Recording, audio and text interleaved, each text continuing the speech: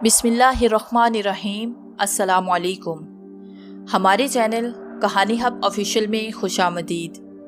नाजरीन, मैं आज आपके लिए इंतहाई खौफनाक और दिलचस्प कहानी लेकर आई हूँ, लेकिन कहानी शुरू करने से पहले आपसे गुजारिश है कि अगर आपने हमारा चैनल सब्सक्राइब नहीं किया तो आप हमारे इस चैनल को सब्सक्राइब कर लीजिए और बेल आइकन को भी प्रेस कर लें ताकि हर नई आने वाली वीडियो बआसानी आप तक पहुँच सके। आज जो मैं खौफनाक और अनोखा वाकया बयान करने जा रही हूँ उसका ताल्लुक 20वीं सदी से है। ये इस मशहूर ज़माने शिकारी की ज़िंदगी के वाकयात में से एक है जिसे बहुत से मामलात और हवाले से फोकियत हासिल रही, जिसने अपने हैरानकुन कारनामों से एक तवील अरसे तक शिकारी दुनिया में तहलका मचाए रखा।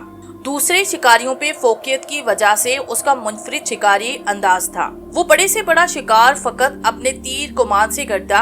शिकारी जिंदगी के दौरान उसने कभी राइफल या असलहा इस्तेमाल नहीं किया था। उस मशहूर और अनोखे शिकारी का नाम हावर्ड डेहल था। उसका ताल्लुक शुमाली अमेरिका से था। अभी उसकी उम्र सिर्फ 4 साल की थी जब उसने तीर कमान संभाला और छोटे बड़े परिंदों के शिकार से अपनी शिकारी जिंदगी की इब्तिदा की। सैकड़ों जानवर हलाक किए, जिनमें बारहसिंगे, मगरमच्छ, रीछ, शुमाली अमेरिका में पाए जाने वाले पहाड़ी शेर, हाथी और शार्क मछलियां शामिल हैं। ये तमाम जानवर और दरिंदे उसने तीर कमान से मारे और यही उसका कमाल था। उसने तीर अंदाजी के फन की मश्क में अपनी तमाम उम्र गुजारी। फिर उसकी महारत का ये आलम हुआ कि 50 गज के फासले पे रखी हुई बारीक शय को तीर से निशाना बना सकता था। ऐसे वक्त में जब राइफलें और बंदूकें भी मौजूद हों, दीगर जदीद तरीन असलहे भी काबिले हसूल हो, तो एक शख्स महज तीर कमान के सहारे जंगल में बेदरक निकल जाए और 1-2 दिन नहीं, उम्रे अजीज के 50 साल दुनिया के मुख्तलिफ जंगलों में बसर कर दे और उसकी जान भी बची रहे। यहाँ हम उस मशहूर जमाना शिकारी की खूर्त नोश सवाने ख्याल से एक शिकारी मुहिम का खुलासा पेश कर रहे हैं, जिसे लंदन के एक पब्लिशर ने शाया किया। शिकार का ये अनोखा वाकया हार्ड डेहल यानी खुद शिकारी की जुबानी सुनिए।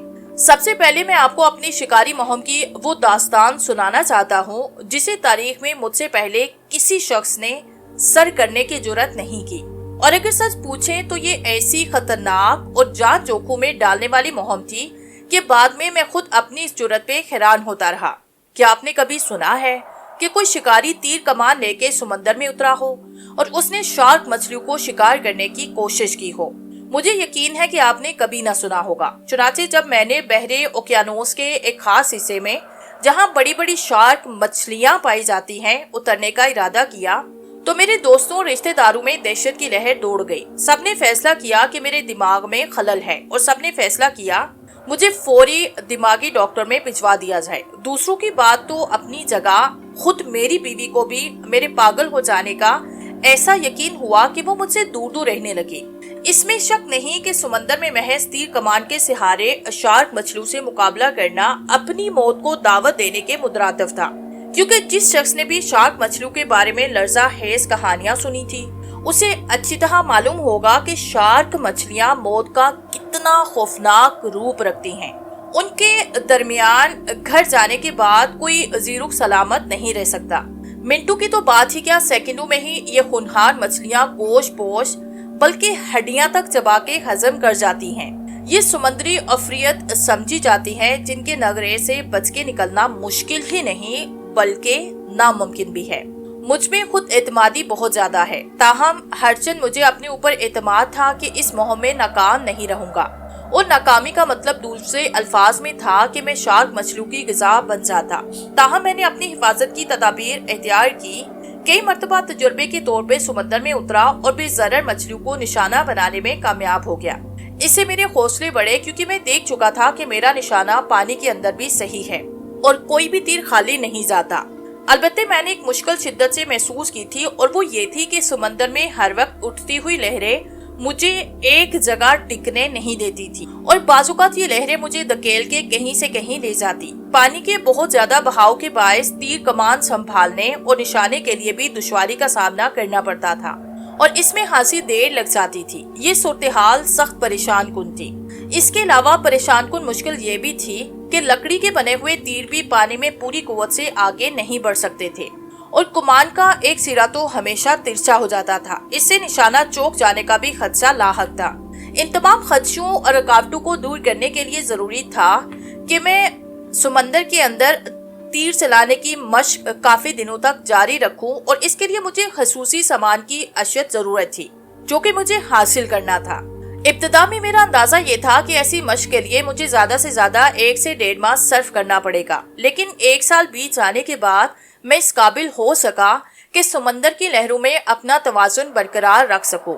اس جنون کو دیکھ کر میرے دوست اور احباب ہنستے تھے اور تہا کی حوصلہ شکن باتیں سناتے تھے، مگر میں نے کبھی بھی کسی کی پرواہ نہ کی اور اپنے کام میں لگا رہا۔ میں نے لمبے لمبے تیر لکڑی کے بنوائے، ان کے اوپر لوہے کے وزنی چھلے چڑھوائے تاکہ یہ زیادہ سے زیادہ بھاری ہو جائیں۔ کمان بھی پہلے سے زیادہ مضبوط اور بڑی بنوائی، جنہیں کھینچنا بھی عام آدمی کے بس کی بات نہیں تھی۔ اب میں اس نئے تیر کمان سے بپری ہوئی موجو کے اندر کھڑا ہو کے 60 فٹ کے فاصلے تک تیر پھینک سکتا تھا۔ پانی اگر صاف ہو، اس کے اندر سورج کی روشنی بھی پہنچتی ہو تو اچھی نگاہ رکھنے والا شخص 30 فٹ تک بخوبی دیکھ سکتا ہے، لیکن میرا پھینکا ہوا تیر 2 گنا فاصلہ طے کرتا تھا، اس لیے مجھے اپنی کامیابی کا یقین ہو گیا تھا۔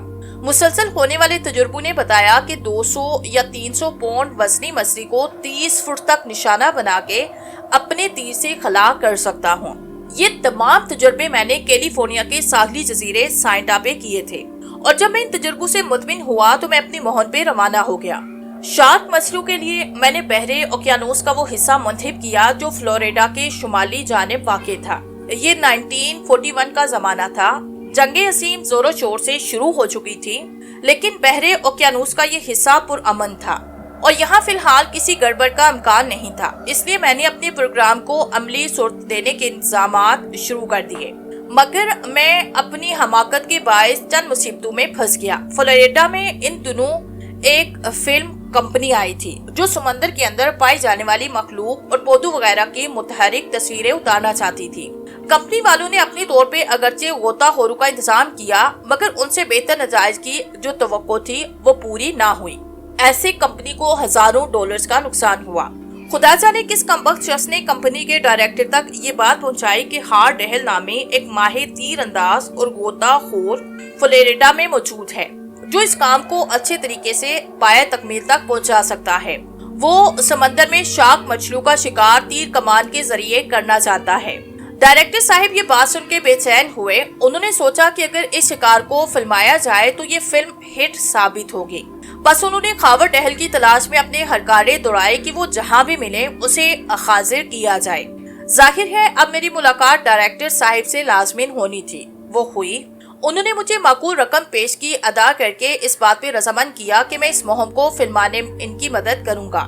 لیکن جب کیمرہ حضرات کو علم ہوا کہ مقابلہ شارک مچھلیوں سے ہے تو ان کی روح فنا ہو گئی اور وہ سخت حفاظتی اقدامات کے باوجود سمندر میں اترنے کے لیے تیار نہ ہوئے۔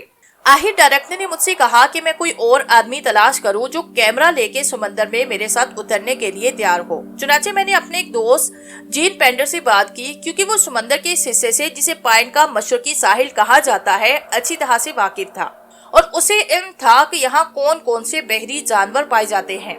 سمندر کا یہ حصہ بہت زیادہ گہرا نہیں تھا، زیادہ سے زیادہ گہرائی 150 فٹ اور کم سے کم 50 فٹ تھی، اور یہ ساحل سمندر چٹانوں سے اٹا پڑا تھا۔ جین پیڈر نے اس پروگرام کی تفصیلات سنتے ہی کانوں کو ہاتھ لگایا اور کہا، میں سمندر میں اترنے کے لیے ہرگز تیار نہیں۔ میرا سگا بھائی وہاں ایک مرتبہ شارک کا لقمہ بنتے بنتے بچا۔ وہ تو یوں کہو کہ اس کے اعصاب مضبوط تھے، اس نے چاقو سے شارک کا مقابلہ کیا۔ اس کی قسمت اچھی تھی کہ اتفاق سے اس وقت وہاں ایک ہی شارک مچھلی موجود تھی۔ اگر 2 یا 3 ہوتی تو میرے بھائی کی لاش ہڑپ کرنے میں 1 منٹ سے زیادہ نہیں لگتا۔ تمہارے لیے میرا یہی مشورہ ہے کہ جان کی خیر چاہتے ہو تو اپنا ارادہ ترک کرو، ورنہ کسی شارک کا لقمہ بن جاؤ گے۔ جین پینڈر کی باتوں سے مایوس ہو کے میں نے چند اور غوطہ خوروں اور ملاحوں سے بات کی، مگر سب نے مجھے خونخوار نظروں سے گھورا اور کوئی جواب دیے بغیر ادھر ادھر چل دیے۔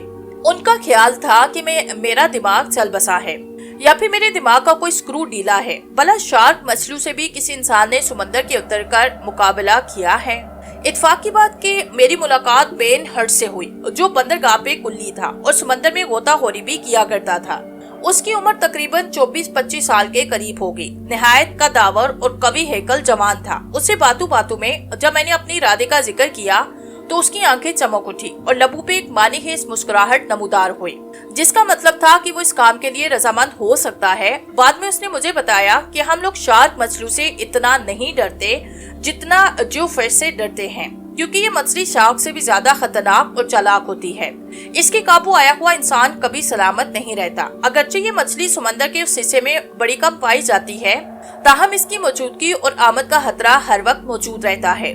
میں نے اس سے کہا، ہم سمندر کے اس مقام پر اتریں گے جسے مونز ہیڈ کہا جاتا ہے، اور میری معلومات کے مطابق یہاں کبھی بھی جو فش پائی نہیں گئی۔ یہ سن کے وہ میرا ساتھ دینے کو راضی ہو گیا۔ شارک مچھلی کے بارے میں اس نے ایک بات بڑے کام کی بتائی کہ وہ ساکن شے پر کبھی حملہ نہیں کرتی اور معمولی سی حرکت کو بھی نظر انداز کر دیتا ہے، لیکن اگر کوئی شے سمندر میں تیزی سے حرکت کرے تو وہ اس کا تعاقب کرتی ہے۔ اس سے بچنے کا واحد طریقہ یہ ہے کہ پانی کے اندر اپنے جسموں کو کم سے کم حرکت دے اور زیادہ تر ساکن رہ کے اطراف کا جائزہ لیں۔ مجھے بین ہوڈ سے مل کے صحیح معنوں میں خوشی ہوئی، اور پھر میں نے اس کا ذکر فلم ڈائریکٹر سے کیا تو اس نے بین ہوڈ کو پیش کی رقم ادا کر دی۔ آخرکار ایک خوشگوار صبح کو ہم نے اپنا سامان تیار کیا۔ پشت پہ باندھنے کے لیے آکسیجن کی ٹینکیاں اور چہرے پہ گردن تک ڈھانپنے والی شیشے کی ٹوپی موٹر بوٹ میں رکھی اور موز بینڈ کی جانب روانہ ہو گئے۔ میرا دل اس وقت کسی نامعلوم خوف سے دھڑک رہا تھا اور اعصاب ہاتھ سے کشیدہ تھے۔ میں نے محسوس کیا کہ شارک کی دہشت میرے اعصاب پہ ابھی سے ہی اتنی اثر انداز ہو رہی ہے تو پانی کے اندر مجھ پہ کیا بیتے گی۔ بین ہوڈ نے میرے چہرے سے اندازہ کیا کہ میں فکر مند ہوں۔ اس نے میری پشت پہ بہت زور سے ہاتھ مارا اور کہا لگا کے بولا، یار کچھ فکر مت کرو، اگر قدرت نے ہماری موت شارک مچھلیوں کے ہاتھ لکھی ہے تو اسے کوئی ٹال نہیں سکتا، اور اگر ایسا نہیں تو پھر 1000 شارک مچھلیاں ہوں، وہ ہمارا کچھ بھی نہیں بگاڑ سکیں گی۔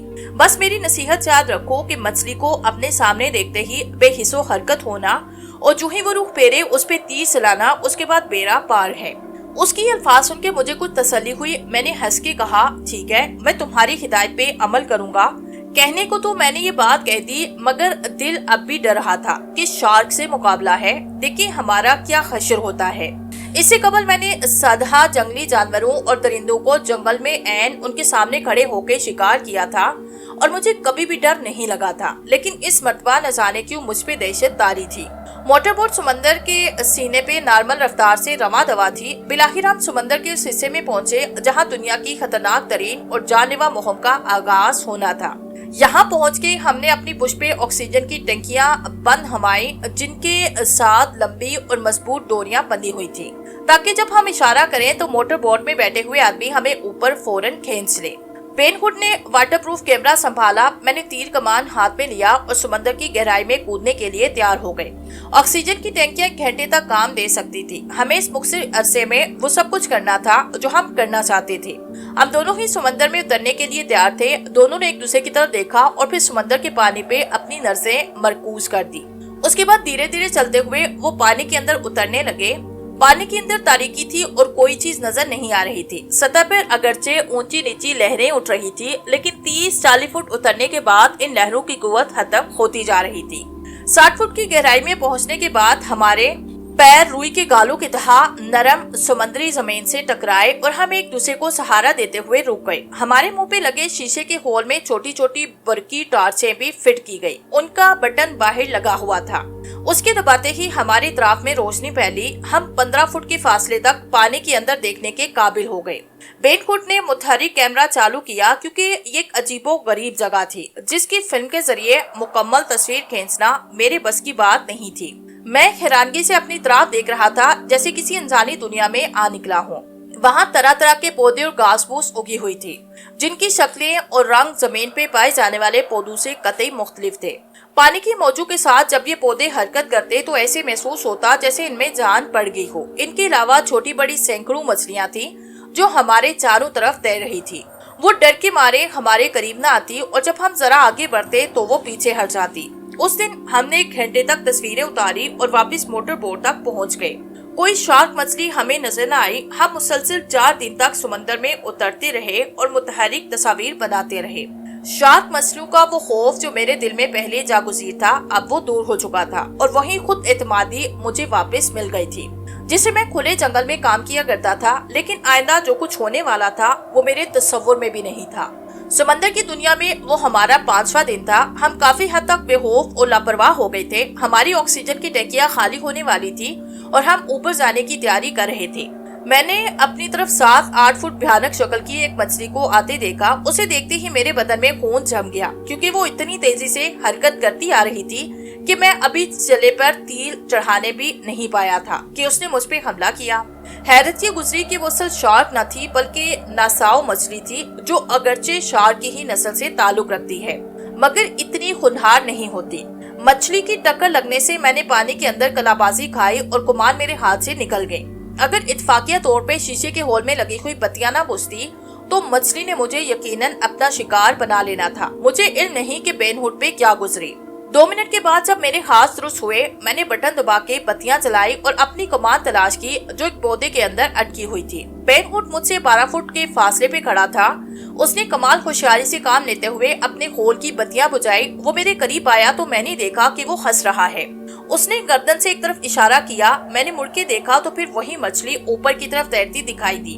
बेन हुड अब उसकी तस्वीरें बना रहा था। मैंने एक जगह बमुश्किल अपने कदम जमाए, तीर जोड़ के पूरी कुव्वत से मछली की तरफ फेंका।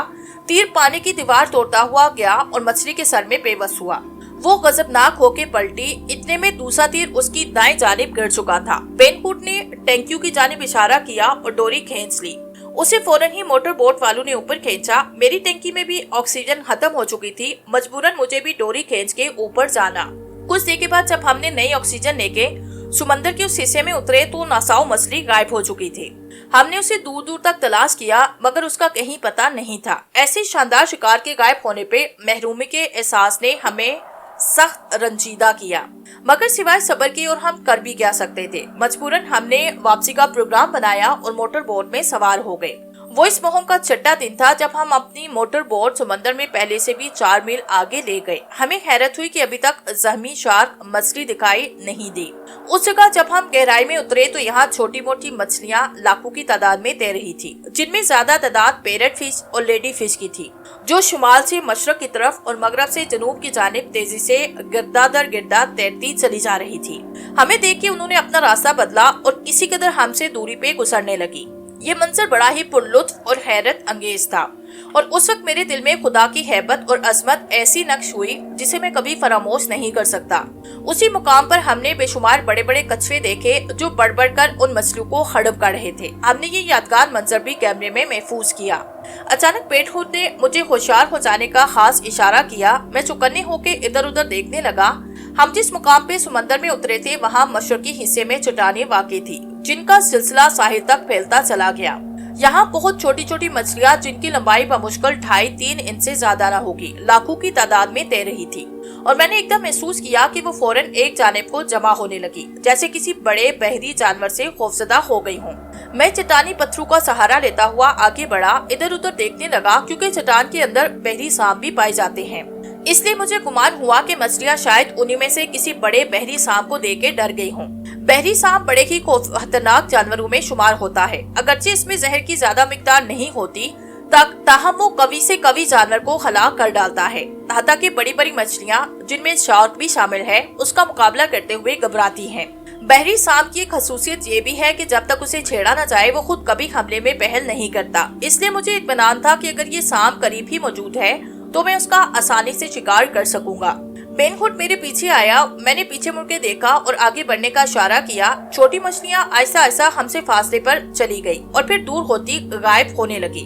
हमने महसूस किया कि मछलियों के यकयक गायब हो जाने से समंदर का वो हिस्सा हद दर्जे वीरान और डरावना हो गया।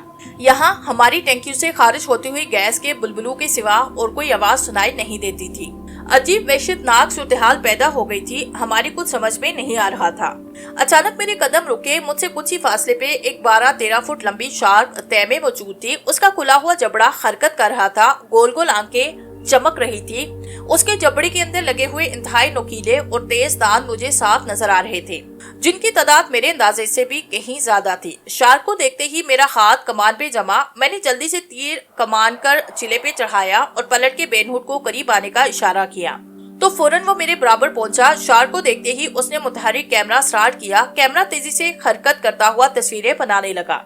शार्क की आंखें मेरी जानिब थी। मुझे ऐसे महसूस हुआ कि मेरा जिस्म पत्थर का हो गया है। अब शार्क की आंखें तेजी से चमकने लगी और भारी जबड़ा तेजी से हरकत पजीर था।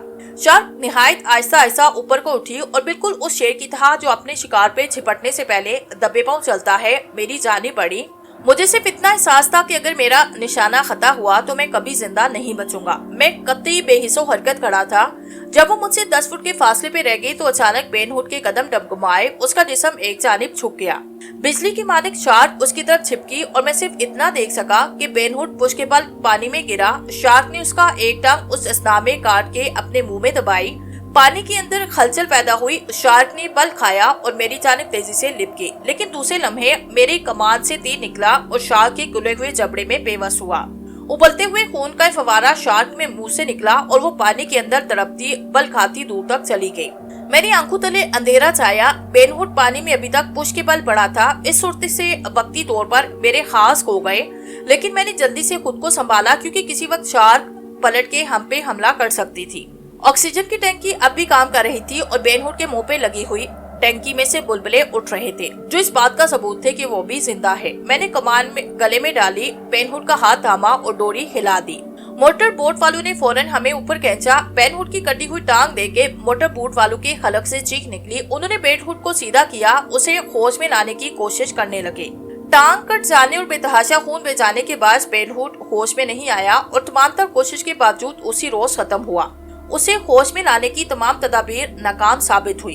फिल्म कंपनी के डायरेक्टर को इस खौफनाक हादसे पे सख्त रंज था। बेन हुड के बूढ़े वालिद के सिवा उसका दुनिया में और कोई न था। डायरेक्टर ने उसे $10,000 की रकम अदा की और हर माह $200 ताहियात वजीफा मुकर्रर किया। उसी शाम 4 बजे तक हमने शार्क की लाश समंदर में तैरती हुई तलाश कर ली। ये रब भी इसके हलक में बेबस था। आज तक किसी ने तीर कमान से शार्क का शिकार न किया। शिकारी दुनिया में ये एक अनोखा वाकया था, लेकिन हम ऐसा कर गुजरे थे। लेकिन मुझे हकीकतन इस मुहिम को सर करने की काबिले जिक्र खुशी न थी, क्योंकि मेरे बहादुर और अजीम दोस्त ने अपनी जान की कुर्बानी देके मुझे इस मुहिम में कामयाबी से हमकिनार कराया था। शायद मैं जिंदगी में कभी भी बेन हुड और उसके अजीम कुर्बानी को ना भूल सकूं।